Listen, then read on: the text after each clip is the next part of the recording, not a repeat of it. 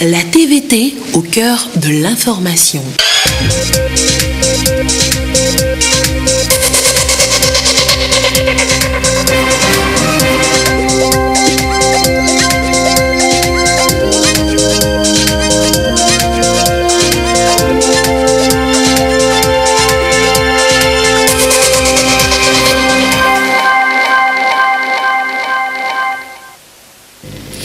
Il est l'heure du journal sur la télévision togolaise. Madame, Monsieur, bonsoir. Et voici les titres de cette édition. L'agropole qui sera implanté du côté de Kara permettra aux agriculteurs et transformateurs de produits agricoles de mieux vivre. Comment? Ils le découvrent depuis cette semaine à travers une formation. Savez-vous que certains contreplaqués que vous utilisez sont à base de tiges de coton? L'initiative est de l'ITRA. Comment cela se fait? Vous le découvrirez dans cette édition. Et puis, ce premier samedi du mois d'août, la tradition de l'opération nationale de salubrité a encore été respectée. Les Togolais de tout secteur d'activité confondus étaient dans les rues aux abords des services pour cette opération. Les Échos dans ce journal. Voilà donc pour les titres. Madame, Monsieur, bonsoir. La mise en œuvre de l'agropole pilote du bassin de la rivière Kara se précise au jour le jour avec diverses activités en amont. La formation des différents acteurs se multiplie et les formations se multiplient. La dernière se déroule à Kara, à l'endroit des techniciens des centres de transformation agricoles. L'objectif de cette formation avec Nestor Mozo depuis Kara. Sur les 10 agropoles en projet au Togo, celui de la région de la Kara est retenu par le gouvernement pour être mis en œuvre en phase pilote. Les activités de l'agropole de Kara sont financées par de nombreux bailleurs de fonds, dont la fondation sud-coréenne Simul. C'est cette fondation qui tient cette formation. Sont concernés les agriculteurs qui ont visité la Corée du Sud, les techniciens de l'ICAT sélectionnés pour encadrer les 10 centres de transformation agricole créés et les animateurs identifiés pour sillonner les différentes localités pour expliquer l'approche Simul aux populations. En Corée du Sud, en Suisse, en Allemagne ou même en Europe en général, le paysan a un statut qui est très très fort. Et c'est cette mentalité que nous voulons apporter ici au Togo en mettant le paysan au centre du dispositif du développement agricole. Et à partir de cela, les différentes formations que nous allons dérouler auprès des formateurs nous permettront d'amener les paysans à mieux être fiers de leur statut, à comprendre qu'ils peuvent vraiment contribuer au développement et que l'agriculture qu'ils sont en train de mener peut contribuer à leur bien-être. 2018년에 AFDB와 그다음에 Depuis 2018, nous avons fait donc des formations en Corée. Des officiels ont été invités en Corée pour des formations. Il y a eu déjà 3 formations en 2018 et cette année en 2019, il y a eu les enquêtes de référence pour renforcer en fait et détailler les volets des formations. Et il y a eu les paysans, les agriculteurs qui étaient partis pendant un mois en Corée pour être formés. Donc c'est pourquoi l'atelier d'aujourd'hui, c'est le démarrage des formations maintenant sur le terrain, près des paysans, près de la population. Pour les responsables de la PRODAT, agence de promotion et de développement des agropoles au Togo, l'agropole de Kara est à l'étape des études de faisabilité. Nous sommes en train de recruter tous les cabinets qui vont faire les études de faisabilité pour la construction des barrages, pour la construction des périmètres irrigués. Et en même temps, nous sommes en train d'identifier tous les blocs de production que la population va mettre à disposition pour l'installation des entrepreneurs agricoles. Et actuellement, il y a 54 sites qui ont été identifiés, mais nous avons évalué déjà 15 sites pour une superficie de 5300 hectares. Donc aujourd'hui, si quelqu'un veut s'installer et commencer la production, nous sommes en mesure de lui proposer déjà des blocs. Au terme de cette formation et d'autres qui vont suivre, le Togo va disposer d'un pôle d'animateurs de terrain capable de partager l'expérience de la Fondation Simoul avec les populations togolaises. En dehors du Togo, la Fondation Simoul est présente dans 9 autres pays africains dans le domaine des agropôles. Une innovation technologique vient de voir le jour au centre de recherche agronomique des savanes humides de Kolokopé, un département de l'ITRA. Il s'agit de la transformation des tiges de cotonnier en panneaux de particules, communément appelés contreplaqués. Une innovation qui doit être soutenue. Les précisions avec Sylvain Abdou depuis Atakwame. La transformation des tiges de cotonnier permet d'obtenir un produit, des panneaux de particules. Ces panneaux servent à la fabrication des objets d'art, notamment des chaises, des tables, des portes et des meubles. Cette innovation technologique a été démontrée sur le site du Centre de recherche agronomique des savanes humides de Kolokopé. Tout commence par la collecte des tiges, suivi du broyage, puis le séchage et du tamissage, ainsi que le mélange de la poudre obtenu avec un liant en vue du pressage pour l'obtention des panneaux de particules. Un mécanisme très innovant que le Togo entend valoriser. À partir des tiges de cotonnier, on peut tout faire. Les portes, les chaises, les meubles,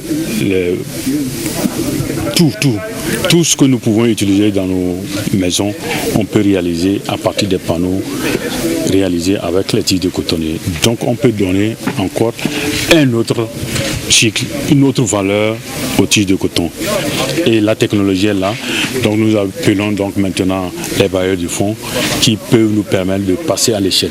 Une étude a montré que plus de 60% des tiges de cotonnier sont abandonnés au champ. Il est important aujourd'hui de les valoriser pour permettre aux producteurs et bien d'autres acteurs de la chaîne de tirer une plus-value. On peut encore valoriser davantage en vendant les tiges de coton. Donc il y a une plus-value, il y a une valeur ajoutée qu'on va donner au coton. Les producteurs de coton pourront à la fois vendre maintenant donc, le coton grain et également la tige. Ceci est tellement important parce qu'il y a des moments où le producteur il va mettre tout son paquet technologique. C'est-à-dire il va labourer, il va s'aimer, il va réaliser les traitements, mais il y a des moments où le rendement est faible. Et ce qu'on a constaté, c'est quand le rendement est faible, qu'on a des grandes tiges, des tiges qui sont grosses. Et s'il n'y a pas la valorisation, donc il va les brûler. À travers ce projet, même les tiges qui sont grosses, il va vendre davantage. C'est tellement intéressant. Seulement c'est nous qui sommes les producteurs aujourd'hui de se lancer dedans. En faisant quoi? En valorisant les tiges de coton, en les séchant, en les coupant, selon les conseils qu'on va nous donner. C'est pour l'atteinte de cet objectif que le projet Valorisation des tiges de cotonnier pour la fabrication des panneaux de particules a commencé en 2015 au Togo. C'est un projet financé par l'UMOA, Union économique et monétaire ouest-africaine, à travers le CORAF, Conseil ouest et centre-africain pour la recherche et le développement agricole. À cette journée porte ouverte, il s'agit de présenter l'ensemble des résultats issus aux différents acteurs impliqués afin de leur permettre de découvrir cette technologie de la fabrication et de production. Panneaux de particules, c'est ce que nous appelons couramment contreplaqué. Alors nous avons voulu faire cette journée porte ouverte pour montrer à la population, pour montrer aux futurs bailleurs ou financiers que la technologie est prête actuellement au Togo. Nous avons, grâce à ce projet, déterminé quels sont les paramètres qu'il faut maîtriser pour mieux produire des panneaux à base de tiges de cotonnier. Et ces paramètres ont été déterminés et nous avons réalisé des panneaux de différentes épaisseurs, 9 mm, 12 mm, 18 mm. La présentation des résultats de ce projet par le Centre de recherche agronomique des savanes humides a pour but d'inviter les partenaires à accompagner l'initiative pour une production à grande échelle. À surface. Direction à présent la Bina, où la retenue d'eau d'Acéré a été exploitée pour servir à la pisciculture.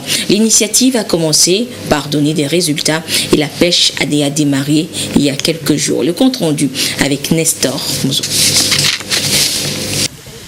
Récupérée à la fin d'un projet risicole, la retenue d'eau d'Asséré dans la Bina a été réhabilitée pour servir à la pisciculture. Les activités ont commencé il y a 3 ans et ont permis de réaliser 3 bacs et d'autres dispositifs. L'ensemencement des bacs s'est fait en août 2018, il y a donc 1 an. L'idée est née de l'ONG SAR-Afrique, ou Santé Rurale en Afrique, pour accompagner la population d'Asséré dans les activités génératrices de revenus. Tous les travaux effectués ont coûté 22 millions de francs CFA, un financement obtenu du PAPV, programme d'appui aux populations vulnérables. Aujourd'hui, les initiateurs trouvent que la pêche peut commencer. L'activité apporte beaucoup de revenus. Nous vendons le kilo à 2000. Imaginez si nous avons 100 kilos, ce que ça va rapporter pour la journée. Et nous pouvons, comme nous avons lancé, nous pouvons faire plusieurs récoltes. Nous avons actuellement essentiellement les tilapias. Mais lorsque nous allons finir ce cycle de tilapia, nous comptons sérieux pour mettre aussi les clarias. Lorsque nous aurons à étendre, on verra les autres espèces que nous pouvons associer. C'est d'abord de dire à la population que c'est possible d'élever les poissons. Aujourd'hui, nos rivières ne regorgent plus de poissons et ces rivières tarissent rapidement. Mais on se demande, nous n'avons pas la mer à côté. De quoi la population va se nourrir en protéines? Donc en initiant ce projet, c'est pour essayer de promouvoir l'activité piscicole au niveau de la région de la Kara et en même temps initier les jeunes pour qu'ils s'intéressent à cette activité qui est génératrice de revenus. En dehors de la pisciculture, le site est destiné aussi au maraîchage, une autre activité génératrice de revenus.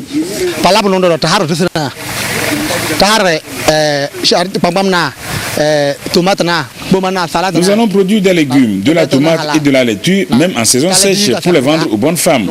Nous allons tirer un profit, nous allons nous évertuer dans le travail et servir d'exemple aux autres.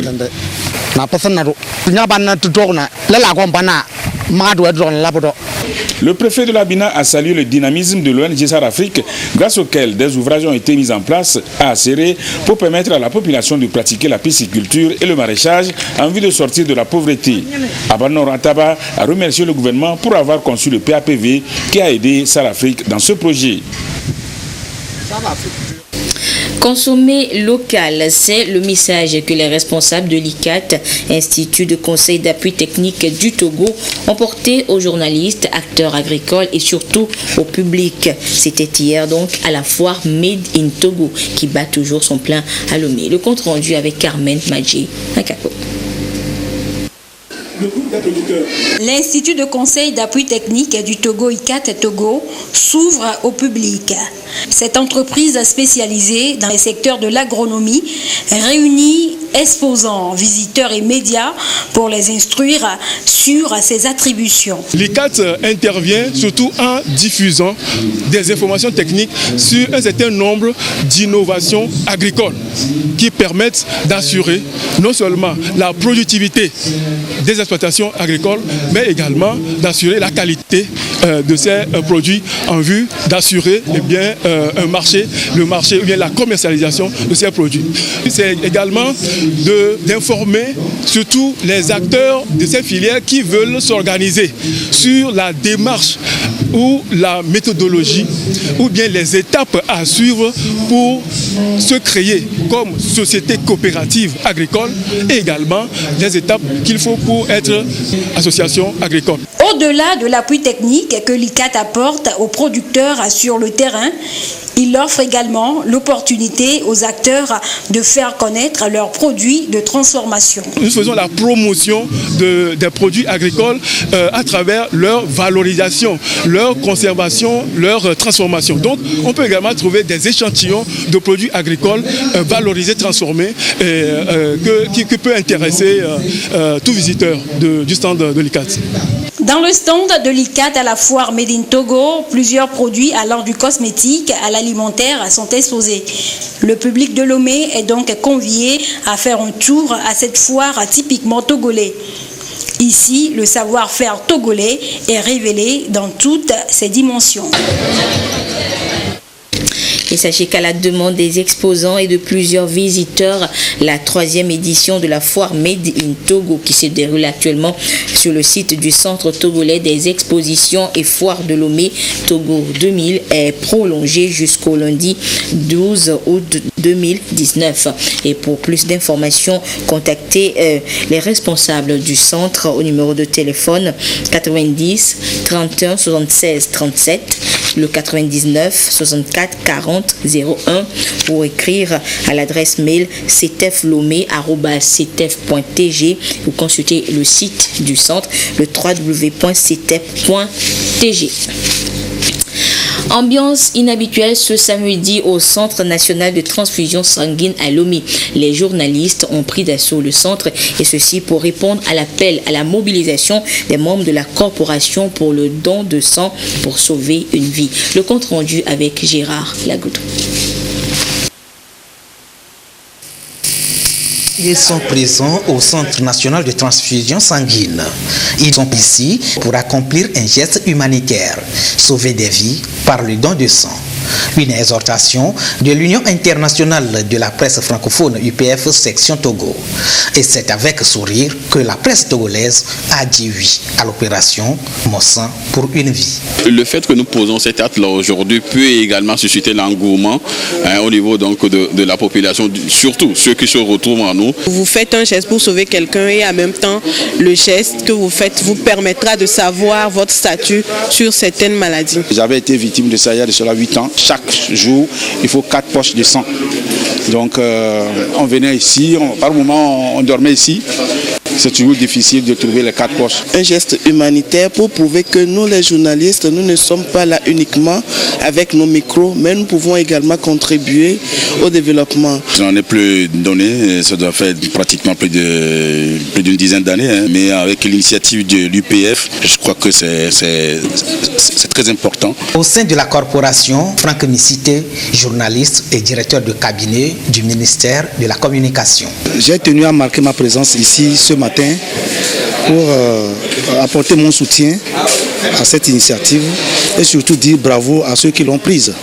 Donc l'objectif doit être que nous fassions avant la fin de cette année au moins le double de nos besoins pour être à l'abri de toute pénurie. Et je pense que toutes les organisations de la société civile, même les confessions religieuses dont l'idéologie le permet, devraient emboîter le pas à l'UPF Togo pour que dorénavant le don de sang rentre à travers les sensibilisations, que le don de sang rentre dans les habitudes. Lorsque vous êtes témoin de certaines situations dans les centres hospitaliers, il le faut, même si tu ne sais pas le receveur de ton sang, du moment où quelque part ton sang va servir à sauver une vie, c'est quand même un acte très humaniste. Cet appel de l'UPF Togo a franchi la limite de la cible, les acteurs de la communication. Moi j'ai toujours donné et je donnerai toujours tant que je suis solide. Il faut donner son sang. Voilà. Les gens disent c'est cher. Oui, mais vous savez, c'est les réactifs. Vous avez vu le matériel? On parle du sang. Selon le président de l'UPF Togo, Loïc Lawson, les attentes sont comblées. Il s'en félicite. Les populations sont sorties très nombreuses. On les attendait à 9h, elles sont arrivées à 6h30 déjà. Les journalistes sont sortis. Nous disons merci. Merci à tout ce beau monde parce que l'information n'est pas servie aux morts. L'information doit être servie aux vivants. Merci à tous les journalistes, merci aux populations. Et ce qui m'a surpris, même les forces de sécurité sont sorties. Vous voyez, c'est une très bonne chose. Et toutes les couches sont sorties. Merci à tout le monde, sincèrement, merci. J'ai vu des députés ici, je leur dis aussi merci beaucoup parce que ce sont eux les élus du peuple. L'exemple aussi est venu d'eux.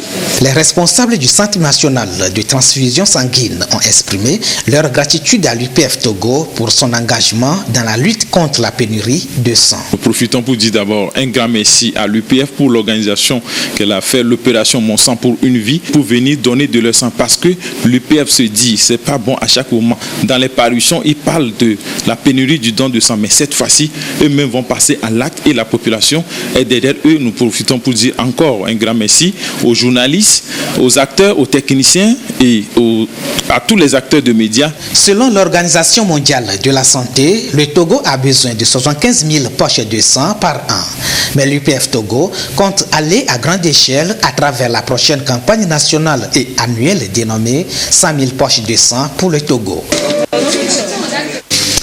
Le Togo veut valoriser son patrimoine touristique et cette semaine, le ministre Egbetonyo du Tourisme était à Kamina justement pour constater l'état des vestiges des Allemands et définir ainsi des stratégies pour attirer des visiteurs dans cette localité. Sylvain Abdou pour des précisions. Des lieux historiques qui rappellent le passé des Allemands au Togo. La radio Kamina.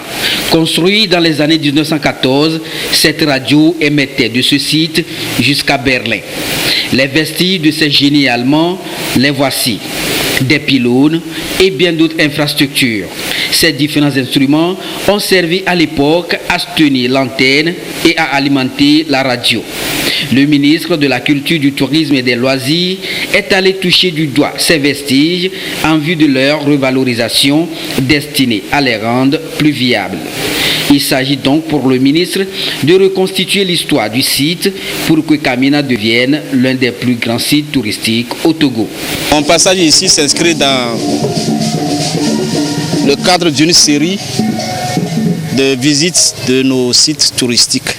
Et cette étape de Kamina s'explique par le fait que le ministère du Tourisme voudrait voir ce site reconstitué, revivre, offrir des services touristiques, offrir des emplois, permettre aux gens d'y gagner leur vie et de faire revivre ceux dont ils ont la charge. Cette marque laissée par les Allemands au Togo a été saluée par le ministre qui a souligné que des actions idoines vont être entreprises pour faire renaître ce site historique, culturel et touristique en vue de son développement. J'ai été très impressionné par les vestiges laissés par les Allemands sur le site. Plusieurs œuvres avaient été détruites par les Allemands avant qu'ils ne partent, et ce qui est resté est encore impressionnant. Et c'est pour cela que le ministère va amorcer les réflexions pour voir dans quelle mesure ce site va être remis en l'état dans lequel ils étaient avant le départ des Allemands, de manière à en faire un site qui attire les touristes du Togo et de par le monde. L'ambition est de redonner au site sa valeur pour contribuer au développement économique et social. Le site fait aujourd'hui partie intégrante du patrimoine culturel du Togo et est inscrit sur la liste indicative de l'UNESCO. Et toujours à Atakpamé, les volontaires d'engagement citoyen améliorent le cadre de vie des populations à travers des opérations d'assainissement. Comment mènent-ils leurs activités? Les autorités locales leur ont rendu une petite visite. Nous y reviendrons dans nos prochaines éditions.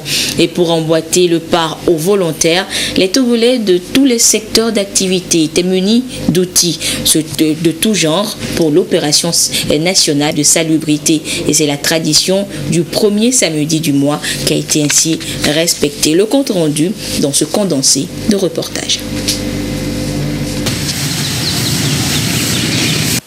Opération Togo Propre, acte 8, enregistré en ce mois d'août de l'année. Une tradition sans cesse renouvelée qui suscite toujours un intérêt chez les populations. À Baguida, le préfet du Golfe avec ses collaborateurs, y compris les habitants de la ville, n'ont pas dérogé à la règle. Ils ont mis au propre les alentours du monument aux morts. Ce n'est pas une exigence du gouvernement, mais c'est quelque chose que nous devons faire pour l'environnement, pour garder l'environnement sain. Et quand vous avez un corps sain, il n'y a pas de maladie. C'est un geste qui nous encourage et qui fait très bien que nous allons développer notre milieu. Une occasion pour le préfet du Golfe, Komlan Aboté, de sensibiliser les riverains sur le bien fondé de cet acte civique et citoyen. Il a exhorté la population de Baguida à cernir quotidiennement leur environnement afin de s'éviter des maladies liées à l'insalubrité. Les membres du mouvement Aménageons nos infrastructures locales AIL, en collaboration avec la préfecture d'Aguenivé, ont sacrifié à la tradition du premier samedi du mois.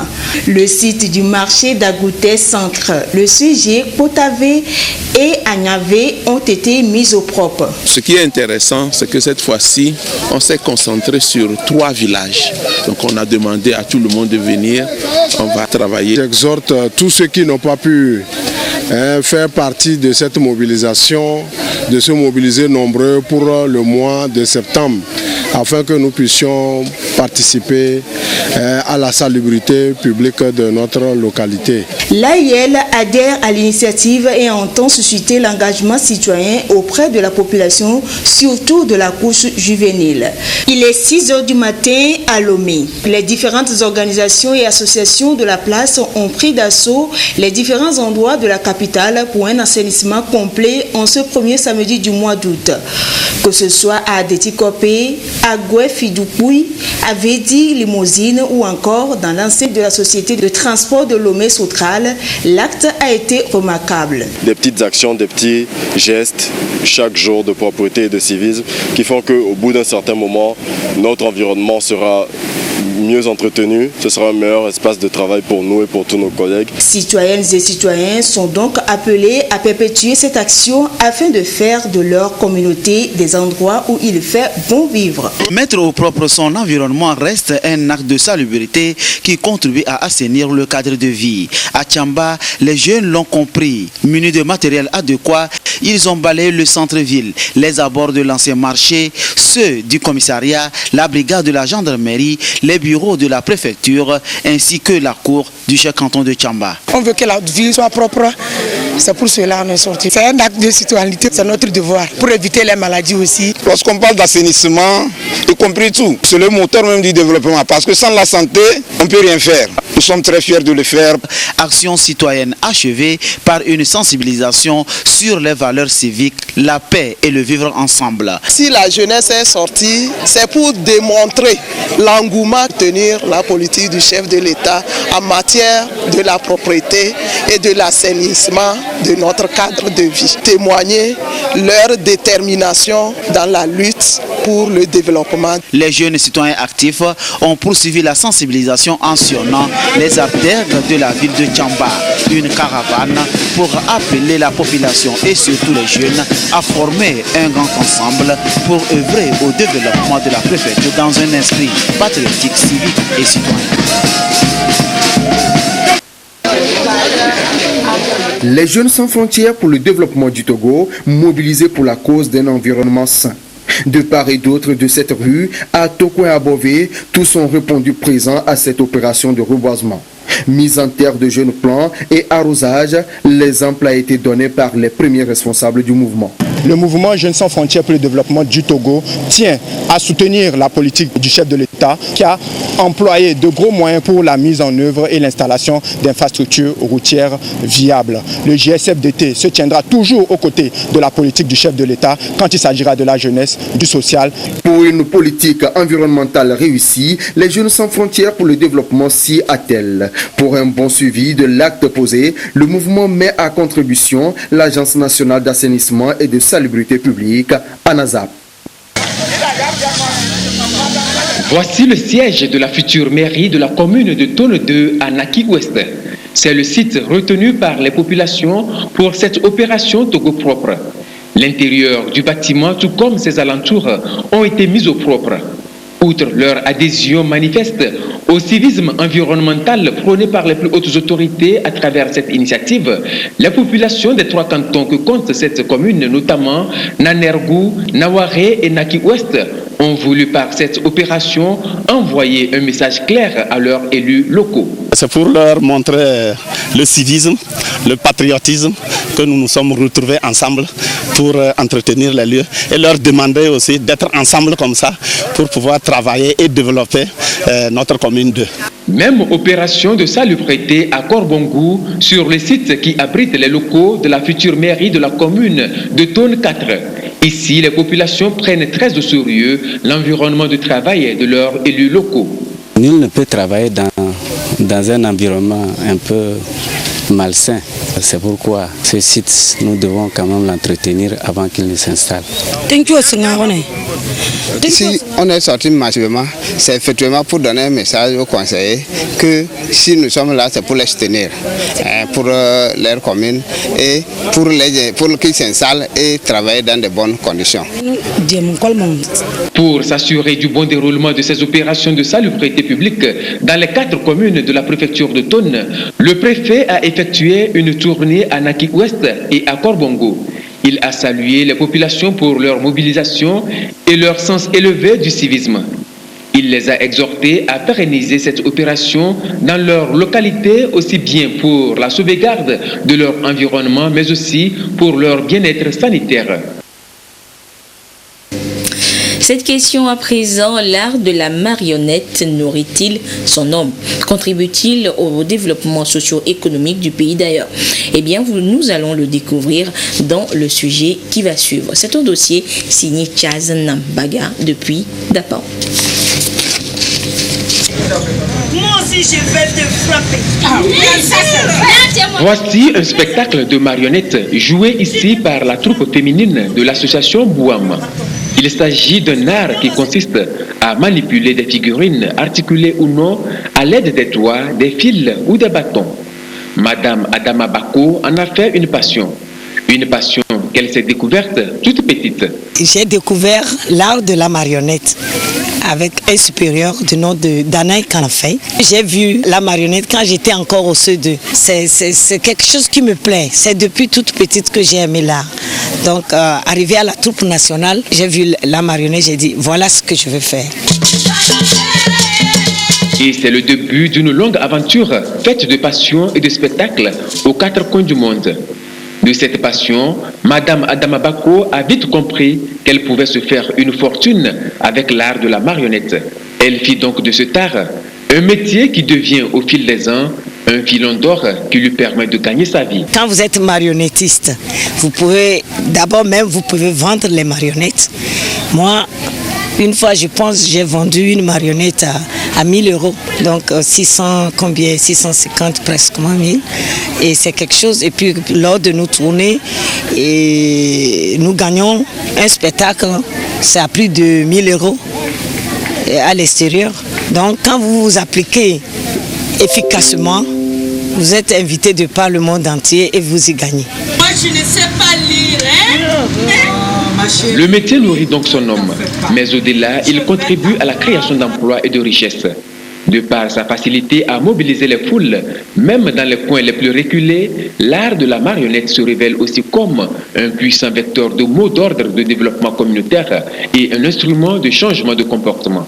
On fait des sensibilisations sur les maladies, par exemple le paludisme. On a un spectacle spécialement conçu pour ça, pour sensibiliser sur les moustiquaires, se coucher sur les moustiquaires pour lutter contre le paludisme. On a des spectacles sur le VIH-Sida, les grossesses précoces en milieu scolaire, on a des spectacles sur ça. On a des spectacles sur la maltraitance des enfants, le vivre ensemble, les disputes, même sur le cas de la propriété, de l'environnement. Donc l'hygiène, tout ça là, on a des spectacles sur ça. Jouer au tam-tam par exemple, c'était un tabou. Aujourd'hui, grâce à la troupe féminine de marionnettes, Boam, et beaucoup d'autres femmes aussi, de groupements de femmes, jouent au tam-tam. L'art de la marionnette est très peu exploité au Togo. C'est un immense gisement qui n'a pas encore révélé toutes ses potentialités. La jeune génération est invitée à investir le secteur pour créer de l'emploi et de la richesse et surtout s'épanouir dans la bonne humeur. Voilà, vous avez découvert encore un peu plus l'art de la marionnette. Et voilà, ainsi se referme cette édition. Merci de votre fidélité à la télévision togolaise. Merci à tous ceux qui nous ont suivis du côté de Dapan. Excellente suite de nos programmes. Au revoir.